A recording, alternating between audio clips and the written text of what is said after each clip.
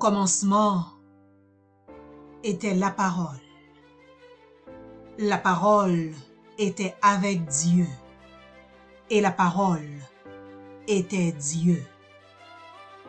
De tout temps, la parole appela des hommes et des femmes pour faire éclater sa puissance, pour proclamer une année de paix et de délivrance, pour confondre ses adversaires, pour ramener le cœur des enfants à leur père et la brebis vers le troupeau. La voix de Dieu tonne. Elle parcourt la terre entière et fait éclater sa toute-puissance. Elle rugit et couvre les grandes eaux. Elle résonne et retentit au-delà des guerres inhumaines et injustes. Elle murmure les doux accents d'une félicité céleste. La parole parle.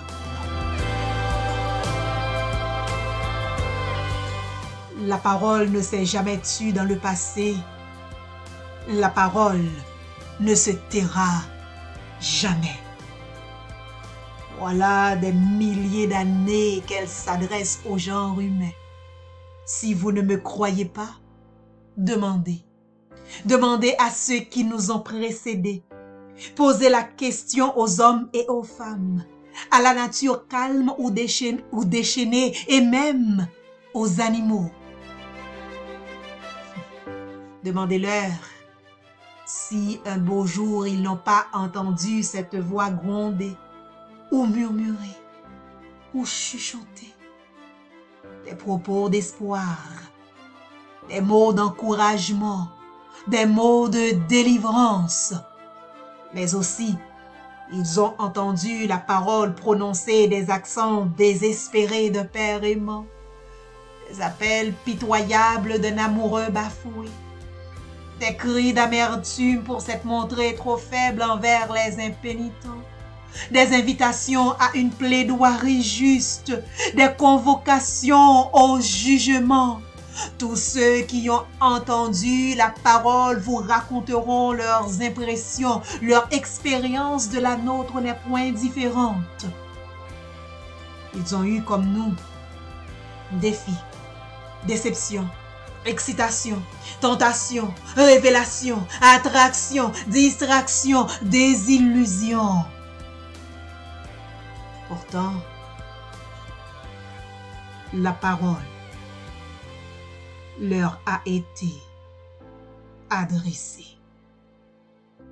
Au milieu du jardin édénique, dans une arche construite par des infidèles, dans une tour bâtie au nom de la folie humaine, au milieu de nulle part dans un pays inconnu, près d'un buisson ardent au milieu du désert, dans les entrailles d'une montagne, dans la bouche d'un âne obéissant et sage, dans les propos d'une prostituée à Jéricho, dans le ventre d'un poisson, au bord d'un puits en Samarie, au milieu d'une nature déchaînée, dans un temple transformé en Wall Street à Jérusalem, dans la cour d'un justicier indécis, sur 2 morceaux de bois immolés pour s'être identifié, la parole a quand même continué à parler.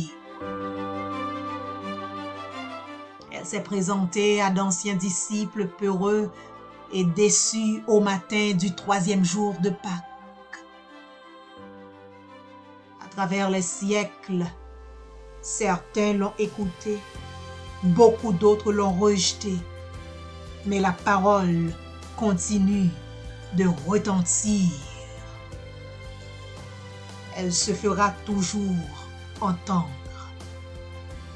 Au jour de rétribution, elle dira à un groupe de gens, « Retirez-vous de moi, vous qui ne m'avez point écouté. » À un autre groupe, elle aura des mots de bienvenue. Bon et fidèle serviteur, prenez possession de votre royaume. Au commencement était la parole. Jusqu'à la fin, la parole demeurera.